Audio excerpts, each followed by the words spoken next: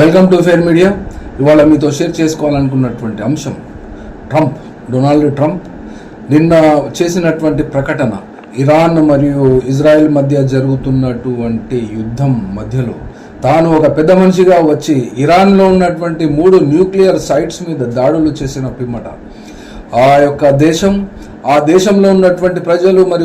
మరియు ప్రపంచవ్యాప్తంగా ఉన్నటువంటి ఈ యొక్క యుద్ధం పట్ల ఆసక్తిగా చూస్తున్నటువంటి వాళ్ళు, నిశితంగా పరిశీలిస్తున్నటువంటి వాళ్లకు ఒక అంశం బోధపడింది. ఏ స్థాయిలో ఎప్పుడు అమెరికా ఇరాన్ మధ్య యుద్ధంలో కలగజేసుకున్నది అనే అంశమే అయితే, ఇరాన్ యొక్క దాడులతో బలహీన పడుతున్నటువంటి దశలో మాత్రమే అమెరికా జోక్యం చేసుకున్నట్టు ఇక్కడ కనబడుచున్నది. ఎందుకనంటే 19వ తేదీ రోజు ఈ యొక్క అమెరికా అధ్యక్షుడైనటువంటి ట్రంప్ 14 రోజుల వ్యవధి ఇరాన్ దేశానికి ఇస్తున్నట్లుగా ఆ యొక్క 14 రోజుల డెడ్లైన్లో లోపు సరెండర్ చేయాలి, లేకుంటే తీవ్రమైన పరిణామాలను ఎదుర్కోవాలి, బాంబు దాడులను ఎదుర్కోవాలి, లేకుంటే ఇజ్రాయెల్ యొక్క ప్రధానమంత్రి చేసినటువంటి ప్రకటన సద్దాం హుస్సేన్ మరియు ఇరాక్ లాగా ఇరాన్ను మార్చేస్తామనేటువంటి ప్రగల్భాలు పలికినటువంటి దేశం,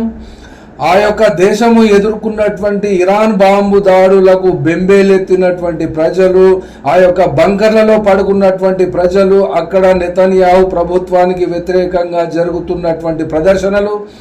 మరియు ఇరాన్ యొక్క ఆయతుల్లా ఖొమేనీ తీసుకున్నటువంటి తీవ్రమైన కఠినమైన నిర్ణయాలు, మరియు అతను ప్రపంచవ్యాప్తంగా ఇచ్చినటువంటి మెసేజ్లు, మరియు ప్రతి దాడుల రూపంలో ఇవాళ అనగా నిన్న సాయంత్రం మిడ్నైట్కి ఇండియన్ టైం ప్రకారమే కనుక చూస్తే 1 గంటకు అమెరికా ప్రకటించినట్లుగా అనగా ట్రంప్ ఇరాన్ మరియు ఇజ్రాయెల్ దేశాలు పోరాట విరమణకు అనగా కాల్పుల విరమణకు ఒప్పుకున్నవి అని సేమ్ భారత్ పాకిస్తాన్ మధ్య తరహాలోనే వ్యవహరించిన తీరుగా ఈ యొక్క అతిపెద్ద యుద్ధకాండ లేదా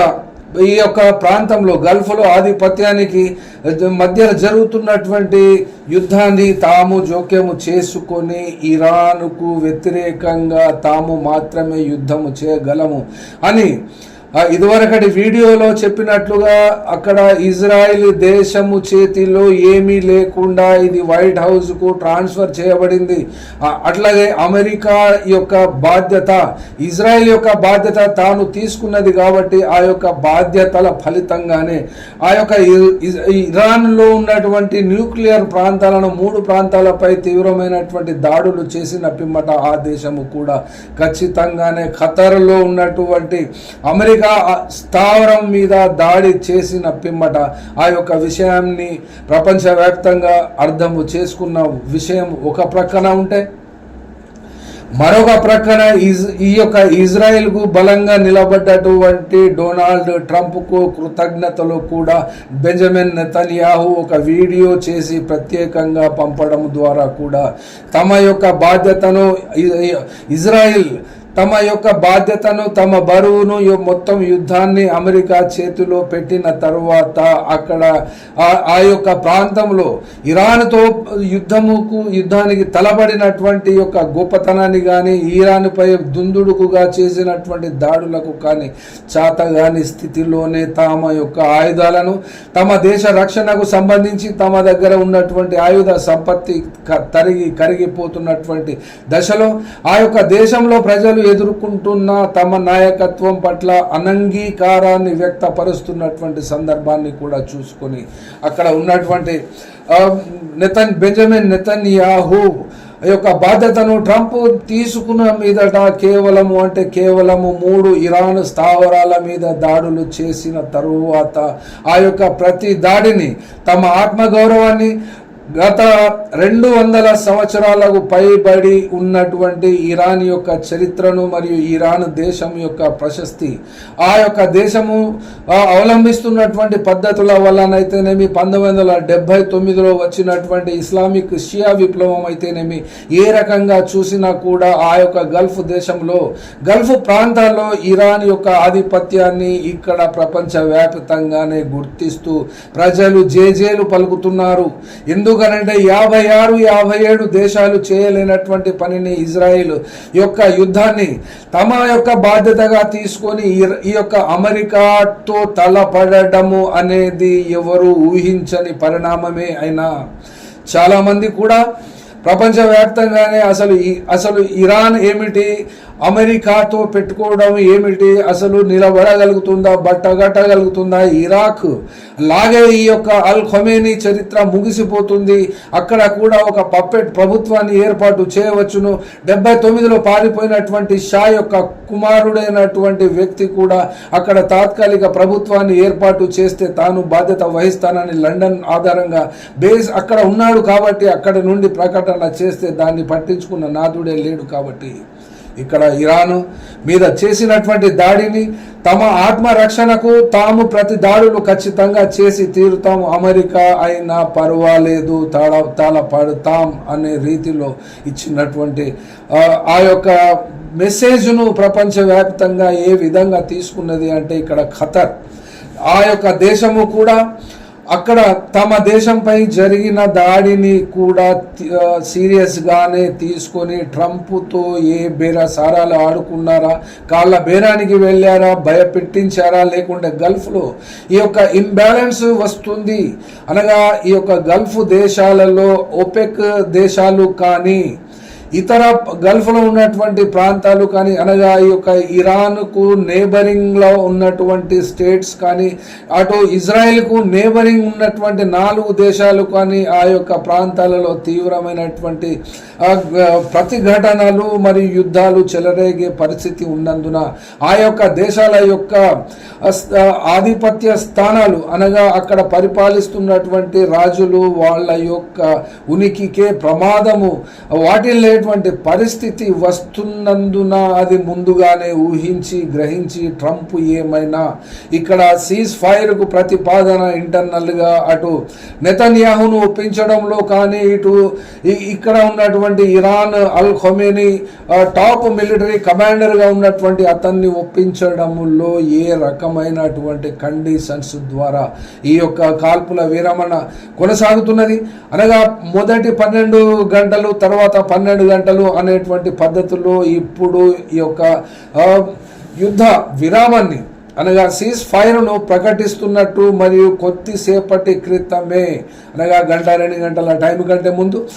అదే తన యొక్క ట్రూత్ సోషల్ మీడియా ప్లాట్ఫామ్లో ట్రంప్ చేసినటువంటి పద్ధతి ఏమిటంటే ఇజ్రాయిల్ కూడా ఈ యొక్క సీజ్ ఫైర్ను వైలేట్ చేసింది, అట్లాగే ఇరాన్ కూడా వైలేట్ చేస్తున్నది అని చెప్పిన మీ పిమ్మట అనగా ఈ యొక్క దీన్ని చూసుకోవాల్సినటువంటి అర్థం ఏమొస్తుంది అంటే తాము చేస్తున్నటువంటి ప్రకటన సీజ్ ఫైర్ మరి వాళ్లకు అనుమతితో ఇజ్రాయిల్ దేశం యొక్క అనుమతితో తీసుకున్నాడా లేదా, ఇరాన్ ఎట్టి కోశాన ఆ పోయి భుజాల మీద పడడమా కాళ్ళ మీద పడడమా అనేది ట్రంప్కు తెలిసి ఉండాలి. ఆ యొక్క దేశ స్థితిని కూడా తెలుసుకొని ఉండాలి. ఎందుకంటే 80-90 లక్షల మంది కలిగినటువంటి వాళ్ళు ఇరాన్తో తలపడము అంటే అది ఏ రకమైనటువంటి యుద్ధకాండకు అమెరికా యొక్క బలం మీద, అమెరికా యొక్క సంపత్తి మీద, అమెరికన్ ఎక్స్‌చెకర్స్ మీద, అమెరికన్ పౌరుల యొక్క ఆదాయం మీద బ్రతుకుతున్నటువంటి పారాసైట్ దేశమైనటువంటి ఇజ్రాయిల్ ఆ యొక్క ఇజ్రాయిల్ తన యొక్క పతనాన్ని కూడా ఏరి కోరి తెచ్చుకోకుండానే ఇక్కడ రంగంలోకి ట్రంప్ను దించి ఆ ట్రంప్ ద్వారా ఆ యొక్క ట్రంప్ ద్వారా ఇజ్రాయిల్ యొక్క దేశము కాపాడుతున్నట్టుగా చెప్పబడిన పరిస్థితులలోనే ఇక్కడ ఇరాన్ మీద చేసినటువంటి ట్రంప్ దాడిని కూడా ఆ యొక్క అమెరికన్ ప్రజలు ఎక్కువ శాతం మంది ప్రజలు కూడా దాన్ని హర్షించడం లేదు. అనగా ట్రంప్కు మరియు ఇజ్రాయెల్కు ఉన్నటువంటి గత 1948 నుండి నేటి వరకు కొనసాగుతున్న తనకు ఒక పారాసైట్గానే బ్రతుకుతున్న లేదా అడపదడప వ్యక్తిగతమైనటువంటి క్యాంపెయిన్లకు డబ్బులు వాళ్ళ దగ్గర నుండి తీసుకున్నా కూడా ఈ యొక్క జరిగిన యుద్ధము, ఇరాన్ మీద చేసినటువంటి యుద్ధము, ఇజ్రాయెల్ మరి ఈ యొక్క పాకిస్తాన్కు సంబంధించినటువంటి పాత్రకే కానీ ఇండియాకు సంబంధించినటువంటి పాత్రకే కానీ ఈ యొక్క ట్రంప్ నిర్వహించినటువంటి పాత్ర మీద ఇప్పటికైతే ప్రశ్నార్థకంగానే ఇండియాలో కూడా మోడీ ప్రభుత్వం మీద ప్రశ్నలు వస్తూనే ఉన్నవి. ఆ ప్రశ్నలకు ఇంతవరకు కూడా జవాబు ఇవ్వలేదు. అట్లాగే ఈ యొక్క భారతదేశం తమ యొక్క స్టాండ్ తీసుకున్నటువంటి పద్ధతి మీదనైతే ఇజ్రాయిల్కు అనుకూలంగా తీసుకున్న ధర్మిలా ఇక్కడ భారతదేశంలో ఉన్నటువంటి ప్రజలు కానీ ప్రపంచవ్యాప్తంగా ఉన్నటువంటి ప్రజలు మరియు ఇక్కడ దేశంలో అత్యున్నతమైనటువంటి స్థానాలు ఇదివరకు నిర్వహించినటువంటి వాళ్ళు కూడా కాస్త నిరసనగానే మోడీ పట్ల వ్యవహరిస్తున్నారు. వాళ్ళ యొక్క గొంతులు కూడా అక్కడక్కడ ఆడపదడప వినపడుతున్నవి కూడా దేశంలో, అనగా వివిధ సోషల్ మీడియా ప్లాట్ఫామ్స్ ద్వారా. అనగా ఇక్కడ ఇండియా ప్రపంచంలోనే ఒక విషయాన్ని చెప్పుకోవాల్సి వస్తుంది. ఇక్కడ ఇరాన్ ఉత్పత్తి చేస్తున్నటువంటి పెట్రోలియం ప్రోడక్ట్స్కు ఇది ప్రపంచంలోనే ఇండియా 3వ దేశముగా అత్యంత కన్జ్యూమింగ్ స్టేట్గా ప్రపంచవ్యాప్తంగా ఇది గుర్తించబడినటువంటి పరిస్థితులలో ఇరాన్ నుండి దిగుమతి చేసుకోవలసినటువంటి ఆయిల్ లేదా పెట్రోలియం ప్రోడక్ట్స్ మరియు ఇతర ఇందుకు సంబంధించినటువంటి క్రూడ్ ఆయిల్ అత్యంత తక్కువ ధరకే ఇస్తున్నా కూడా దానిని కాకుండా ఇక్కడ మార్కెట్కు అత్యధికంగా విస్తృతంగా ప్రపంచవ్యాప్తంగా కన్జ్యూమింగ్లో కూడా ఉత్పత్తిలో కూడా ఉన్నటువంటి అమెరికా ఈ యొక్క ఇండియా మీద చేస్తున్నటువంటి ఫోర్స్ వలననేమి లేదా రష్యాతో ఉన్నటువంటి చెలిమి వల్లనేమి ఈ యొక్క ఆయిల్ ధరలకు సంబంధించి ఈ యొక్క యుద్ధమే జరిగింది అని చెప్పాల్సి వస్తున్నది. అనగా ఇక్కడ ఈ నెల 13వ తేదీన స్టార్ట్ అయినటువంటి ఈ యొక్క ఇజ్రాయిల్ చేసినటువంటి ఇరాన్ మీద దాడి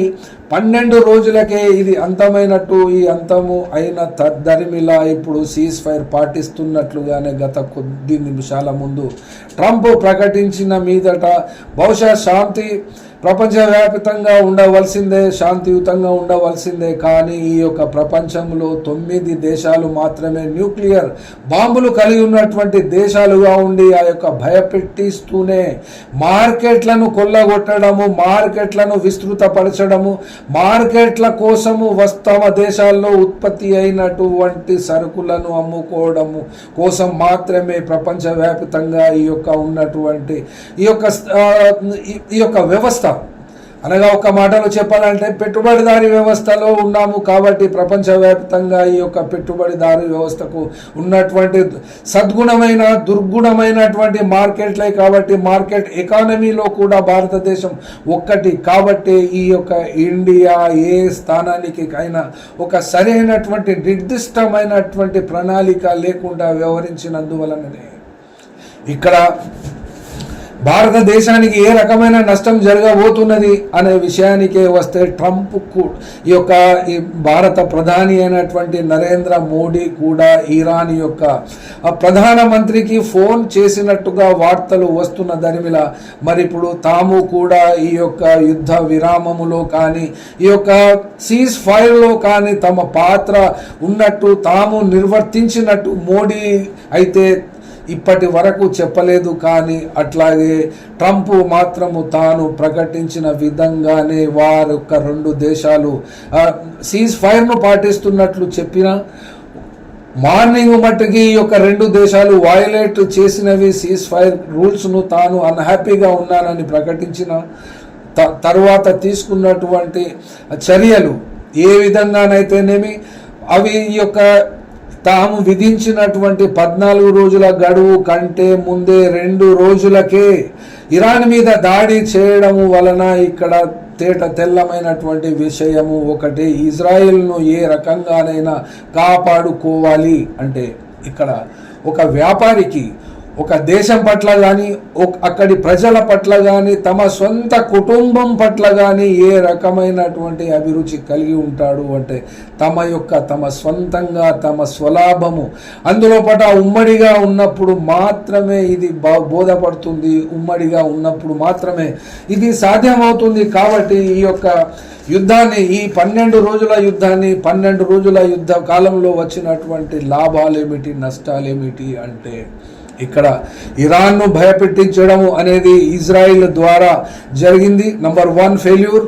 ఆ ఫెయిల్యూర్ను ఇక్కడ చెప్పుకోవాల్సిన అంశమే ఉంది. ఆ ఫెయిల్యూర్ను కప్పిపుచ్చడానికి ట్రంప్ అమెరికా డైరెక్ట్గానే ఇజ్రాయిల్ తరఫున ఇరాన్ మీద దాడి చేసిన మీదట ఆ దేశమే కనుక ఊరుకున్నట్లయితే ఆ దేశం ఊరుకోకుండా ఆ యొక్క అమెరికా యొక్క స్థావరమైనటువంటి ఖతర్ మీద దాడి చేయకుండా ఉంటే ఆఫ్ కోర్స్ ఆ దాడిలో ఎవరు చనిపోలేదు, ఇలాంటి నష్టం జరగలేదు అన్నట్టు అక్కడ ఖతర్ దేశ ప్రధానికి సంబంధించినటువంటి కార్యాలయం నుండి వెలువడిన ప్రకటన ప్రకారమే ఆ యొక్క బాంబు దాడులను ఇంటర్సెప్ట్ చేసేసినాము, కాబట్టి ఎలాంటి నష్టం జరగలేదు అని చెప్పిన మీదట కూడా ఏ రకమైన నష్టం జరిగినా కూడా నష్టం జరగకపోవడం అయితే ఒక రకంగా మంచిదే. కానీ ఇక్కడ 600కు పైగా ఇరాన్లో ఉన్నటువంటి ఇజ్రాయెల్ దాడుల్లో చనిపోయినటువంటి వాళ్ళ పరిస్థితిని ఏమి, మరి వాళ్లకు ఏ రకమైనటువంటి కంపెన్సేషన్ ఇజ్రాయెల్ ఇవ్వగలుగుతుంది, మరి యొక్క ఈ యుద్ధ విరామాన్ని ప్రకటింప చేసుకున్నటువంటి ట్రంప్ కూడా మరి ఏ రకమైనటువంటి సదుపాయాలు కల్పిస్తారు జరిగినటువంటి ప్రాణ నష్టానికి మరియు ఆస్తి నష్టానికి ఏమిటి అంటే ఇప్పటికీ కూడా చెప్పుకోదగ్గ ఆధారాలు అయితే ఇక్కడ లేవు. వెపన్స్ ఆఫ్ మాస్ డిస్ట్రక్షన్ అనే పదము ఉపయోగించి ఇరాక్ను ఎట్లా విధ్వంసానికి గురి చేసి అక్కడ ఉన్నటువంటి సద్దాం హుసేన్ ఉరితీతకు కారణమైనటువంటి అమెరికా పట్ల కూడా చిన్న దేశమైన ఒక చెంప పెళ్ళు అనిపించినటువంటి దేశంగానైతే ఇరాన్ ఇప్పుడు ప్రపంచవ్యాప్తంగా ప్రసిద్ధికెక్కింది. ఇందులో ఎలాంటి అనుమానం లేదు. ఇలాంటి అనుమానం ఉన్నటువంటి వాళ్ళు అంధ భక్తులైన బీజేపీ ఆర్ఎస్ఎస్ భక్తులైనా కూడా ఇజ్రాయెల్ను ఖచ్చితంగా సమర్థించి ఇస్లాం మతాన్ని ముస్లింలను ఈ నానా రకాల పేర్లతో వాళ్లను కించపరిచినా కూడా అక్కడ ఇజ్రాయెల్ దేశంలో భారతీయులను తన్ని అక్కడ అందరి చుట్టూ కాళ్ళతో తన్ని అక్కడ వాళ్ళను get out Indians, get lost Indians అనబడేటువంటి పేరుతో అక్కడ ఇజ్రాయెల్ దేశంలో ఉన్నటువంటి ఇజ్రాయెల్ ప్రజలే తన్ని పంపిస్తున్నటువంటి దృశ్యాలను కూడా ఇక్కడ చూడడం జరుగుతున్నది. అనగా ఏ రకమైనటువంటి ఈ హిందుత్వ ఫాసిస్ట్ ఫోర్సెస్ ఇస్లామిక్ దేశాలైనా కూడా అవి ప్రపంచంలో అగ్రరాజ్యాలుగా ఎక్కడ విలసిల్లలేదు. ఆ యొక్క దేశాల్లో ఉన్నటువంటి ఆయిల్ పెట్రోలియం ప్రోడక్ట్స్ను కొల్లగొట్టడానికి మాత్రమే అక్కడ ఇప్పటికీ కూడా కొన్ని వేల సంఖ్యలో అమెరికన్ సైన్యాలు అక్కడ వేసి ఉన్నటువంటి ప్రదేశాలు కనీసం 30కి పైగా ఉన్నటువంటి పర్మనెంట్ ప్లేసెస్ ఇక్కడ ఇరాన్ తీసుకున్నటువంటి చర్య వలన ఇరాన్ నిర్దిష్టంగా ఖచ్చితంగా చావైనా రేవైనా తేల్చుకుంటామని ఖచ్చితంగా తీసుకున్నటువంటి అల్ ఖమేనీ నాయకత్వం యొక్క నిర్ణయమే. కానీ అక్కడ హర్మోజ్ స్ట్రెయిట్ వ్యాలీని ఆ యొక్క జలసంధిని మూసివేస్తే ప్రపంచ దేశాలకు ఎగుమతి అవుతున్నటువంటి 20% ఆయిల్ లేదా క్రూడ్ ఆయిల్ యొక్క ట్రాన్స్పోర్ట్ అక్కడ ఆగిపోతుంది. కాబట్టి భారతదేశానికి, చైనా దేశానికి మరియు ఇతర దేశాలకు కూడా తీవ్రమైనటువంటి నష్టం వాటిల్లుతుంది. కాబట్టి గల్ఫ్ కంట్రీస్లో ఉన్నటువంటి ఇతర దేశాలకు కూడా అక్కడ ఈ యొక్క జలసంధి యొక్క మూసివేత వలన వస్తున్నటువంటి ఇబ్బందుల వలన ఆ యొక్క దేశాలు కూడా అమెరికాపై తీవ్రమైనటువంటి ఒత్తిడి చేసిన ఫలితంగానే బహుశా ఇది ఖచ్చితంగా చెప్పడానికి లేదు. కానీ భయకంపితుడైనటువంటి ట్రంప్ ఏమైనా అక్కడ ఇరాన్ను తట్టుకోలేక లేక యుద్ధాన్ని కొనసాగించలేక తమ యొక్క అప్రతిష్టను ఇంకా తగ్గించుకోవడానికి ఇప్పుడు జరుగుతున్నటువంటి పరాభవాన్ని దృష్టిలో పెట్టుకొని ఆ యొక్క దెబ్బ చిన్నదైనా కూడా ఇరాన్ తీసుకున్నటువంటి నిర్ణయ ఫలితమే అని ఎక్కువ శాతం ప్రజలు అనుకుంటున్నట్లుగా అక్కడ ఇరాన్కు వ్యతిరేకంగా వేసినటువంటి బాంబులకు ఇజ్రాయిల్ను ఓడించడంలో నిలబడ్డటువంటి ధైర్య సాహసానికి వివిధ ప్రాంతాలలో ముఖ్యంగా తెహరాన్లో అక్కడి ప్రజలు జేజేలు పలుకుతున్నట్టుగా కూడా వీడియోలు ప్రదర్శనలు ఈ యొక్క వార్తలు వస్తున్నటువంటి సందర్భములో అమెరికా వెనకడుగు వేసి ఈ యొక్క యుద్ధాన్ని ఆపడము వలన ఎవరికి ప్రయోజనము అంటే ఇక్కడ ఇరాన్ను భయపెట్టించి ప్రపంచములో ఉన్నటువంటి అమెరికన్ ఆయిల్ కంపెనీస్ మరియు ఇజ్రాయెల్ ఉత్పత్తి చేస్తున్నటువంటి ఆయిల్ కంపెనీస్ యొక్క లాభాన్ని కొనసాగించడమే. ఇంకా కొన్ని సంవత్సరాల వరకైనా కూడా అక్కడ ఉన్నటువంటి గల్ఫ్ ప్రాంతంలో ఈ యొక్క యుద్ధకాండను ఆపివేసి ఇరాన్ యొక్క ఆధిపత్యాన్ని నిలబడకుండా, ఆధిపత్యం వహించకుండా మిగిలినటువంటి ఓపెక్ దేశాల పట్ల కానీ ఇస్లామిక్ దేశాల పట్ల కానీ యొక్క పెరుగుతున్నటువంటి ప్రజాదరణ ఇరానుకు ఎలాగైనా యుద్ధ వీరులకు యుద్ధంలో నిలబడి ఒంటరిగానైనా చావైనా తేల్చుకోవడానికి సరెండర్ కాకుండా బ్రతికేటువంటి ఆ యొక్క వీరులకు ఎలాగైతే ప్రపంచము జేజేలు పలుకుతుందో, ఇక్కడ ఉన్నటువంటి ఇస్లాంలో ఉన్నటువంటి 1.25 సమస్యలు అంతరంగికంగా ఉన్నటువంటి ఇస్లామిక్లో షియా లేదా సున్నీ అనుకున్న, ఫలస్తీన్ అనుకున్న, ఇంకా ఏ దేశంలో ఉన్నటువంటి ప్రాక్టీసెస్ ఇస్లాం పేరుతో జరుగుతున్నటువంటి వాళ్ళలో తీవ్రమైనటువంటి ఒకరి పట్ల ఒకరికి ఉన్నటువంటి వ్యతిరేకతను కూడా ఇక్కడ పక్కన పెట్టి ప్రపంచవ్యాప్తంగా ఇవాటి వరకు ఇప్పుడు అమెరికా మీద తీసుకున్నటువంటి ఈ యొక్క ప్రతీకార దాడి వలననే ఒక హీరోగానే ఈ యొక్క ఇరాన్ దేశము ఇజ్రాయెల్కు వ్యతిరేకంగా ఆ ప్రాంతంలో సహజంగానే ప్రజల యొక్క అభిమానాన్ని ప్రపంచవ్యాప్తంగా చూరగొన్నది అని ఎవరైనా చెప్పక తప్పని దుస్థితికి అయితే ఈ యొక్క ప్రపంచము నెట్టి వేయబడింది, నిలబడింది కూడా అదే. కాబట్టి ఇక్కడ ఈ యుద్ధం పరిసమాప్తం కావడము మరియు American oil companies, Israel oil companies అవన్నీ కూడా లెక్క వేసుకొని బేరీజు వేసుకొని తమ దేశాలకు జరిగే నష్టాన్ని, జరగబోయేటువంటి నష్టాన్ని కూడా నివారించుకోవడానికి దాడి చేయడము చేసింది. అట్లాగే ఈ యొక్క పోరాట విరమణ, యుద్ధ విరమణ కూడా తమ కోసమే చేసుకున్నది. కాబట్టి ఇందులో నిలబడ్డటువంటి ఏకైక హీరో ఇరాన్ మాత్రమే. Thank you. ఫెయిర్ మీడియాకు స్వాగతం. మా ఛానల్ను సబ్స్క్రైబ్ చేసుకోండి మరియు మా వీడియోలను చూడండి. ప్రతి అప్డేట్ల కోసం బెల్ ఐకాన్ను ఆన్ చేయండి. మేము నిజమైన మరియు ఫెయిర్ వార్తలు మరియు రాజకీయ అప్డేట్లను అందిస్తాము.